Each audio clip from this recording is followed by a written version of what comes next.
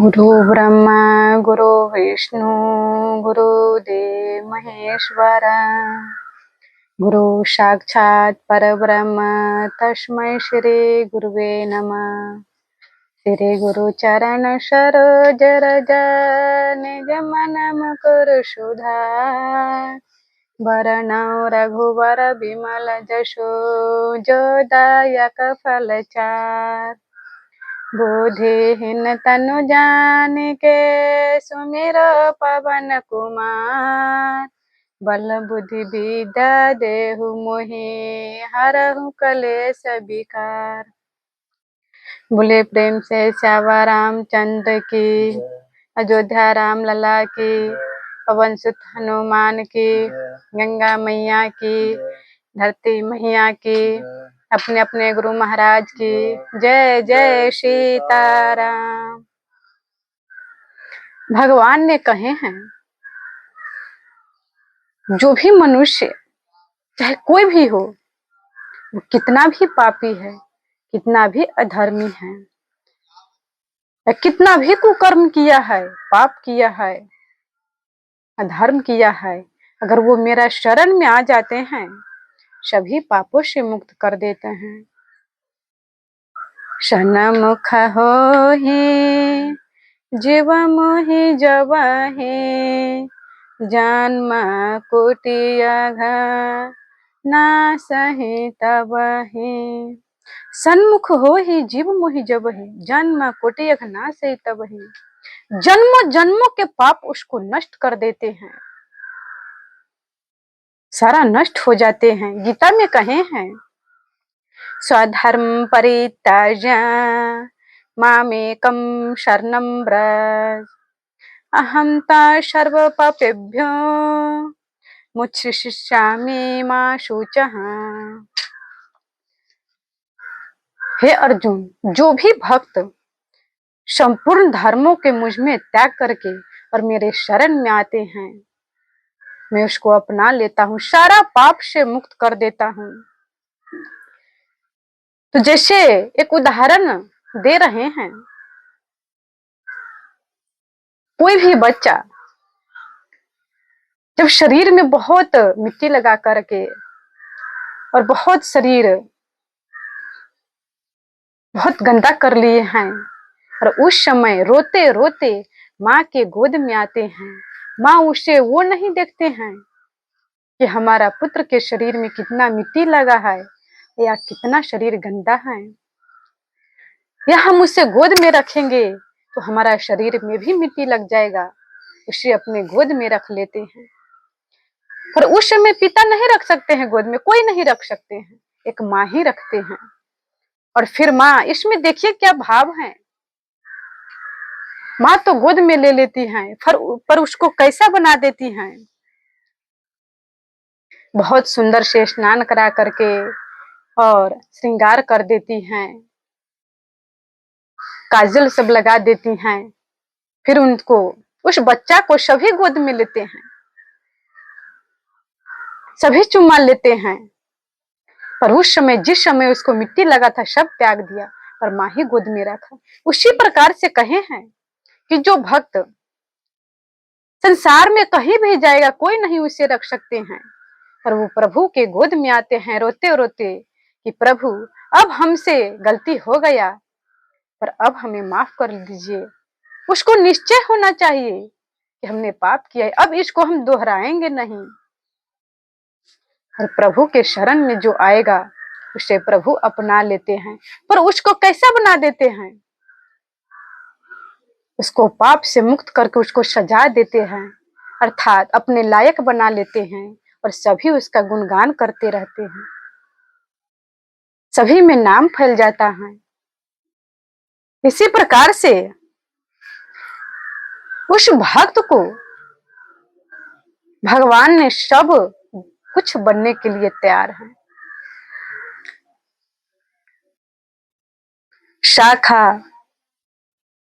माता, पिता, पुत्र, भाई, सारथी, सब कुछ बनने के लिए तैयार है। किसी के नौकर बन जाते हैं। तो क्या आप सुने हैं कि भगवान शिष्य भी बन गए और उस शिष्य बन करके जो इतना पाप किया है उसको शिष्य बन गए। आप अगर नहीं सुने हैं तो इस कथा को ध्यान से सुनिए। यहाँ पर कहते हैं कि कुशी वंश में महाराज गाधी के पुत्र विश्वामित्र थे। कुशी वंश के नाम पर इसका कौशिक पारा, कौशिक कहा जाते थे पहले। फिर एक बार विश्वामित्र ने राजा थे तो अपनी विशाल सेना को लेकर के और वन में भ्रमण करने के लिए गए, खेल खेलने के लिए।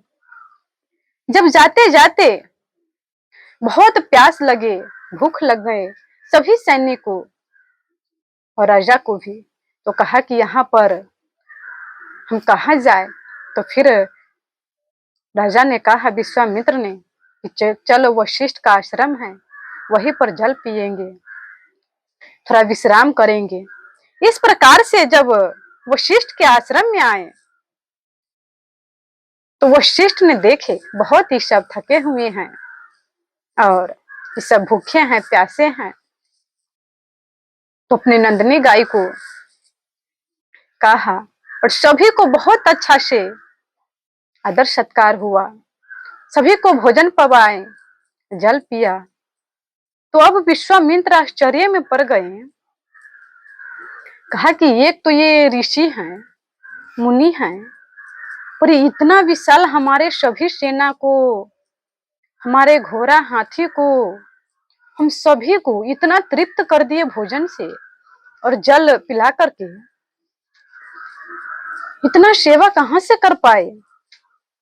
तो फिर वो वशिष्ठ जी से पूछे, आप हमें बतलाइए ऐसे सेवा कैसे आप किए हैं, हम राजा होकर के भी ऐसे नहीं कर सकते हैं, पर आप मुनि होकर के एक जंगल में रहने वाले। कहा कि ये हमारा प्रभाव नहीं है, हमारा जो नंदिनी गाय है वही किए हैं। इस प्रकार से जब कहा कि वही इतना भोजन प्रदान किए हैं, वही सबको परोसने वाले, सब कुछ नंदिनी गाय से प्रकट हुए हैं, तो विश्वामित्र ने क्या कहने लगे, इसी को कहते हैं लोभ। मन में लोभ जागृत हो गया कि अब ये हमारे पास आ जाएगा तो कितना सुंदर रहेगा, हमारा बढ़ता रहेगा, हमारा नाम चलेगा। विश्वामित्र ने वशिष्ठ से कहा कि आप तो एक मुनि हैं, जंगल में रहने वाले हैं, आपको इस गाय का क्या आवश्यकता है, इसीलिए आप ये नंदिनी गाय हमें दे दीजिए और इसके बदले में हम आपको 10,000 गाय देंगे। तो कहा कि नहीं, हम ये नहीं दे सकते हैं, हमें सेवा करने के लिए ये मिला है। तो कहा कि हम आपको आधा राज्य दे देंगे, फिर भी स्वीकार नहीं किया। तो विश्वामित्र ने अपने सभी सैनिकों कह दिए कि इस गाय को खोल करके ले चलो, ये वशिष्ठ मानने वाला नहीं है। इस प्रकार से ले जाने लगे तो गाय वशिष्ठ के तरफ देख रहे हैं कि आप हमको त्याग दिए, आप हमें बतलाइए। जब वशिष्ठ से पूछे गाय तो कहा कि हमने नहीं त्यागे हैं, ये जबरदस्ती ले जा रहे हैं आपको, तो हम क्या करें, हमारा पास उतना बल नहीं, हम तो एक साधारण है, प्रभु के तपस्या करते हैं, हम आपको त्यागे नहीं है, वशिष्ठ जी ने कहा। तो नंदिनी ने कहे कि आपको आज्ञा हो तो हम अपना समर्थ दिखाए। कहा कि अगर तुम्हारा समर्थ है तो दिखाओ। नंदिनी गाय ने उसी समय अपने शरीर से बहुत सारे सैनिक प्रकट किए और उसी समय युद्ध होकर के सभी को हरा दिए और चले गए। तो फिर विश्वामित्र ने कहा कि अब तो सभी को हरा दिए हैं, फिर हम जाते हैं, तपस्या करेंगे और सभी अस्त्र प्राप्त करके फिर युद्ध करेंगे। अब वो चले गए वहीं से। शिव जी का बहुत तप किया, बहुत तप किया, और भगवान ने प्रसन्न हुए। ब्रह्म अस्त्र और सभी अस्त्र प्राप्त किए। फिर पाशुपत अस्त्र, ब्रह्मशीर, ब्रह्म अस्त्र, अग्नि अस्त्र, इन सबको प्राप्त करके और फिर आए युद्ध करने के लिए। तो फिर जब युद्ध करने लगे तो वशिष्ठ जी ने वहां से सभी अस्त्र छोड़ रहे हैं और एक डंडा लेकर के और ऐसे खड़ा है, पर वो जितना बाण मारते हैं, जितना अस्त्र छोड़ते हैं, वो सभी अस्त्र आकर के एक डंडा में समा रहे हैं। कहा कि हम इतना बड़े बड़े अस्त्र चला रहे हैं, फिर भी इनको एक डंडा में जा करके समा गया, ये कैसे हो गया? फिर इसको समझ में आया कि ये जो इसका जो ब्राह्मण तत्व है यही सबसे बड़ा है। और कहा कि अब हम ब्राह्मण बनेंगे और फिर इससे हम युद्ध करेंगे। सबसे बड़ा जो तप है ब्राह्मण ही है। तो इस प्रकार से यहाँ पर कहे हैं कि जो काम, क्रोध और लोभ है, ये नरक के द्वार हैं। अगर कोई भी मनुष्य जो भजन करना चाहते हैं, जो प्रभु के प्राप्ति करना चाहते हैं, इन तीनों को त्याग देना चाहिए। जैसे कहा है गीता में, कामेश क्रोधेश रजोगुण समद्भव महाशनो महापंपा विद्यान्मी वैरिणम। भगवान ने कहे हैं कि ये रजोगुण से उत्पन्न हुआ है और ये काम से क्रोध उत्पन्न होते हैं, क्रोध से लोभ, और इसका मिल जाता है तो बढ़ते जाते हैं, नहीं मिला तो फिर इसको सर्वनाश कर देते हैं। बुद्धि भ्रमित हो जाता है, नाश हो जाते हैं। रामायण में कहे हैं, काम क्रोध मद लोभ सब नाथ नरक के पात सब परिहरि रघुवीर भजहु भजहि जय सात। विभीषण जी ने रावण को कह रहे हैं कि जो काम, क्रोध, लोभ, मद है, इसको त्याग दीजिए और प्रभु का भजन कीजिए। त्रिविधम नरकेशेदम द्वारम नाशनात्मनः। इस प्रकार से कहे हैं कि इन तीनों में से अगर जो तपस्वी हैं, जो भक्त हैं, चाहे कोई भी मनुष्य हैं, अगर तीनों में से एक भी है उसके पास, तो उसको सर्वनाश कर देते हैं। तो इसीलिए इन तीनों को त्याग देना चाहिए और फिर प्रभु को भजन, भक्ति, पूजा पाठ करना चाहिए, तब उसको लाभ मिलते हैं, प्रभु प्राप्त हो जाते हैं, प्रभु दर्शन देते हैं। इस प्रकार से विश्वामित्र तो बहुत तप कर रहे थे, उसका जैसा कोई तपस्वी नहीं थे, पर ये कभी काम, कभी क्रोध, कभी लोभ में आकर के और उसका तप जो थे नष्ट हो जाते थे।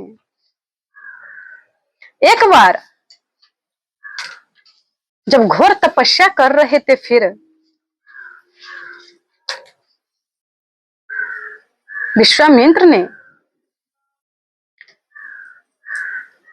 इतना तपस्या की तो इंद्र को लगा जब ये तपस्या करके और मेरा कहीं पद ले लेगा। उसी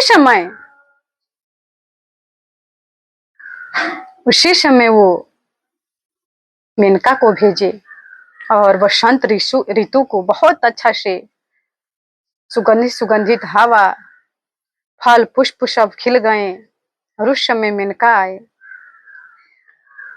उसमें आसक्त हो गए और मेनका के साथ विहार करने लगे। फिर उससे एक शकुंतला पुत्री हुआ। उस समय भी इसका तप जो है नष्ट हो गया। फिर दूसरा बार तपस्या करने लगे। तो उस समय तपस्या करने लगा तो त्रिशंकु राम जी के पूर्वज हैं। तो त्रिशंकु चाहते थे कि हम अपना शरीर सहित ही देवलोक में जाएं। तो वशिष्ठ जी के कहा कि हमें यज्ञ करा दीजिए, हम इस शरीर सहित ही स्वर्ग लोक जाना चाहते हैं, देवलोक में। तो कहा कि पागल है क्या, शरीर सहित स्वर्ग में जा सकता है? मना कर दिए। तो त्रिशंकु ने शक्ति के पास गए, वशिष्ठ के पुत्र शक्ति से कहा। तो शक्ति ने कहे कि अभी तो हमारे पिताजी हैं, तो क्या आपने पूछे हैं पिताजी से? कहा कि हम तो पूछे हैं पर मना कर दिया है। तो शक्ति ने बहुत क्रोधित हो गया, क्या गुरु में तुम्हें विश्वास नहीं है?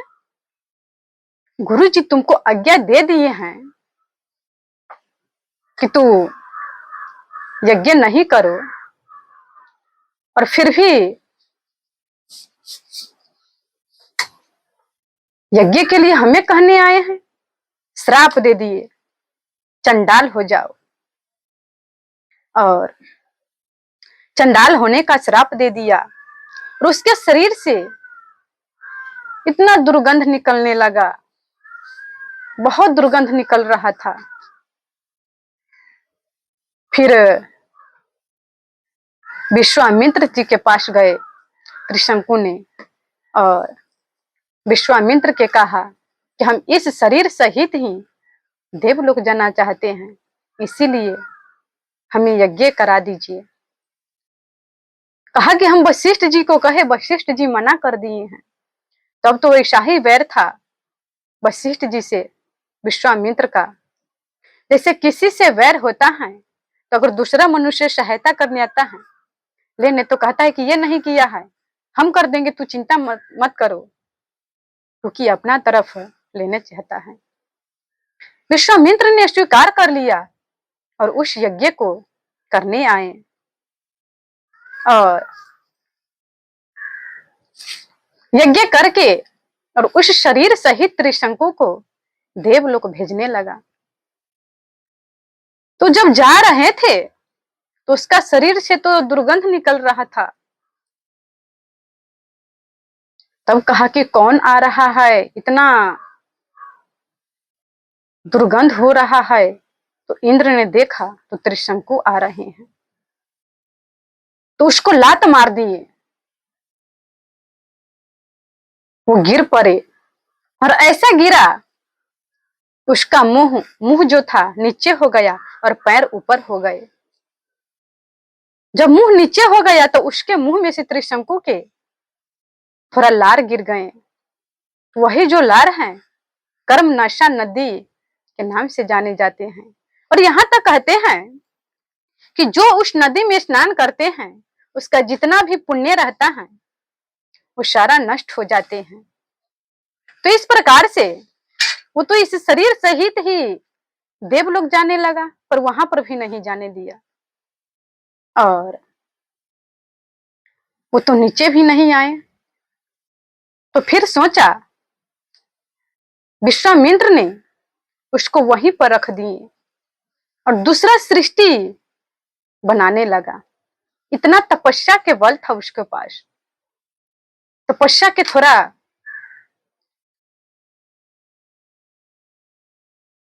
घमंड था कि हम इतना तपस्या कर रहे हैं, हमारा जैसा कोई तपस्वी नहीं है। फिर उस समय बहुत दूसरा सृष्टि को रचने लगा और स्त्री पुरुष फल फूल ये बगीचा नदी ये सब रचने लगा, इतना सुंदर सुंदर। तो सभी देवता ने ब्रह्मा जी के पास गए और ब्रह्मा जी आए। ब्रह्मा जी आ करके और फिर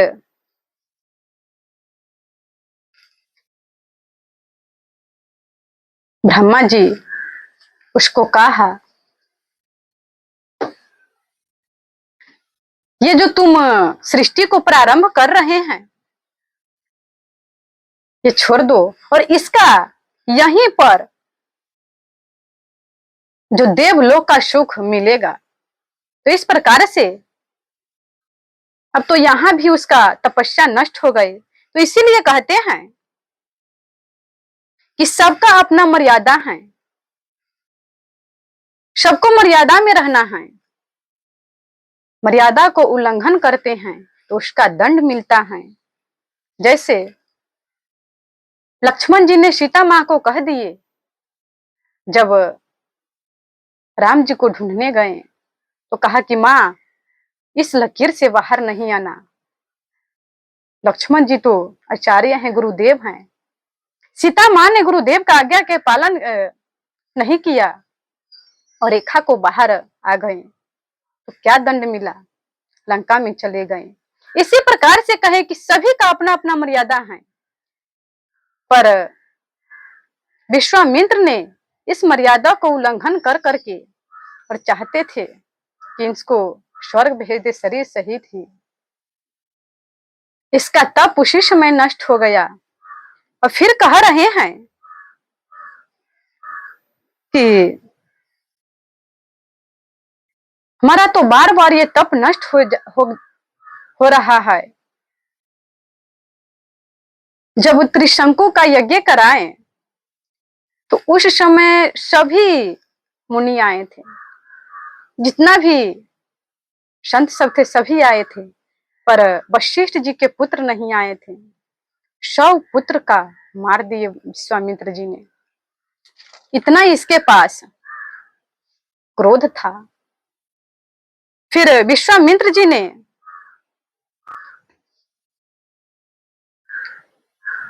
ब्रह्मा जी आए तो कहा कि तुम इस सृष्टि को प्रारंभ करना, रचना छोड़ दो, इसका सुख मिलेगा और तुम ब्रह्मत्व को प्राप्त हो गया है।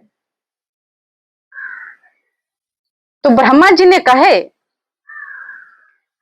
कि तुम ब्राह्मण तो हो गया, तुमको प्राप्त हो गया।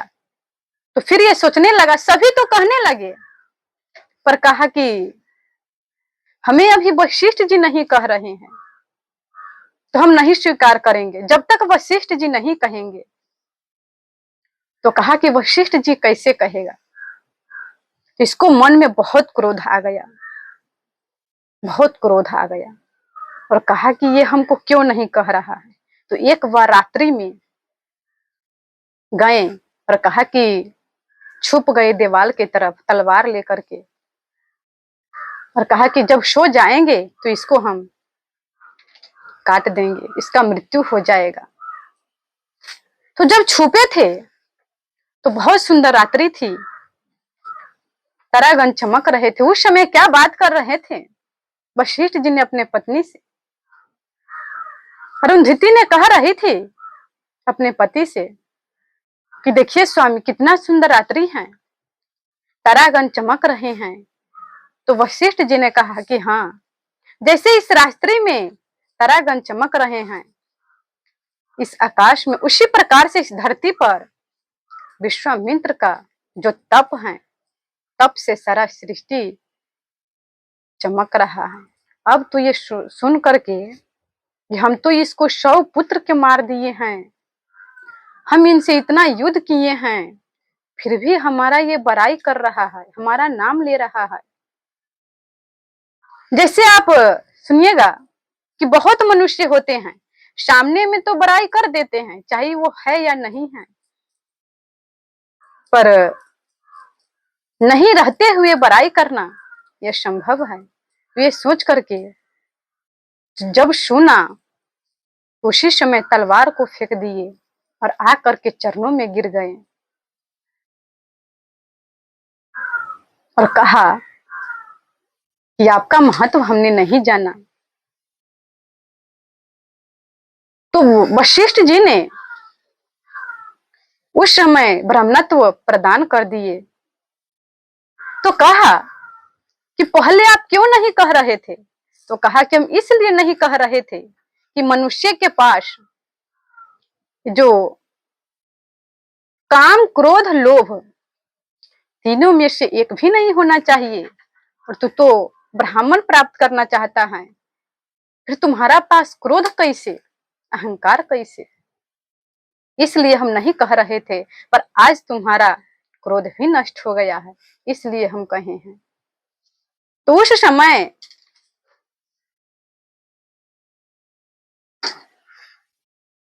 विश्वामित्र ने काम, क्रोध, लोभ को त्याग दिए और प्रभु के चरणों में आ गए, प्रभु के आश्रय हो गए, सर्व धर्म परित्याज्य, और प्रभु के आश्रित होकर के तपस्या करने लगे। इस प्रकार से यज्ञ करते थे,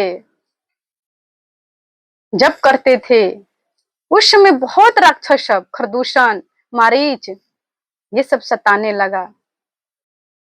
तब तो इसके पास थोड़ा भी क्रोध नहीं रह गया। अगर ये चाहते तो इन सबको श्राप देकर के नष्ट कर देते, फिर भी ये नहीं दे रहे थे, क्योंकि क्रोध नष्ट हो गए थे। तो उस समय विचार किए कि प्रभु अयोध्या में अवतार लिए हैं। विश्वामित्र महामुनि ज्ञान, बसहि विपिन शुभ आश्रम। ये आश्रम बहुत सुंदर आश्रम में बस रहे हैं और समर्थ होते हुए श्राप नहीं दिए। गाधि तनय मन चिंता व्यापी, हरि बिनु मरहि न निश्चय पापी। और फिर मन में सोचने लगे कि जो राक्षस सब हैं, ये सब नहीं मरेगा। बहुत मन में इसको चिंता होने लगा कि ये कैसे होगा। फिर भी बहुविधि करत मनोरथ, जाता लगी नहीं बार। करिमा जन सरयू जल, गए भूप दरबार। और उसी समय विश्वामित्र जी ने राजा दशरथ के दरबार पर पहुंचे और विनती करने लगे। क्या विनती करते हैं? अनुज समेत देहु रघुरायन, चर बध में हो बसन। आप अपने पुत्र को, राम लक्ष्मण दोनों को दीजिए, और ये हमारा यज्ञ में जो राक्षस सब बहुत यज्ञ को भंग कर देते हैं, हमें कष्ट दे रहे हैं, यज्ञ नहीं करने दे रहा है, इसीलिए आप दोनों पुत्र को भेजिए और हमारा यज्ञ को सुरक्षा करे। तो बहुत सोचने लगे और कहा कि हम नहीं भेज सकते हैं हम अपने पुत्र को, हम तो चौथापन में पाए हैं। फिर भी वशिष्ठ जी आज्ञा दिए तो फिर जाने दिए। और जब जा रहे थे तो रास्ते में एक राक्षसनी थी। कहे बाना प्राण हरि लीन ही, दीन ही जानते हैं निज पद दीन ही। तो जब बात करते हुए, सुनते हुए जा रहे थे, तो तारका ने सुना। तो तारका ने जब मारने के लिए हुआ, तो उसी समय भगवान श्री राम ने उस तारका को एक ही बाण में मार दिए। तो फिर विश्वामित्र तो जान रहे थे कि ये स्वयं प्रभु है, फिर भी थोड़ा संदेह था। तो जब एक ही बाण में मार दिए, तब रिझ निज निचहि जिय चिन्हि, विद्या निधि विद्या कहूँ दीन्हि। तब देखा प्रभु ने एक बाण में मार दिए तो स्वयं प्रभु ही हैं, और जितना भी अस्त्र शस्त्र थे, जितना भी विद्या थे, राम लक्ष्मण को प्रदान किए। और इसी प्रकार से गया विश्वामित्र यज्ञ करने लगे और राम लक्ष्मण ने यज्ञ को रक्षा करने लगे। बहुत राक्षस सवाए सभी को मार दिए और इस प्रकार से सुरक्षित यज्ञ हुआ।